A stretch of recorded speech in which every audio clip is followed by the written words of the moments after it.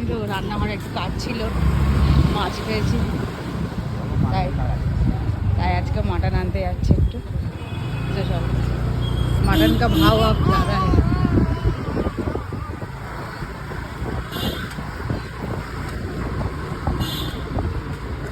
রাস্তাঘাট কি সুন্দর আলোয় আলো।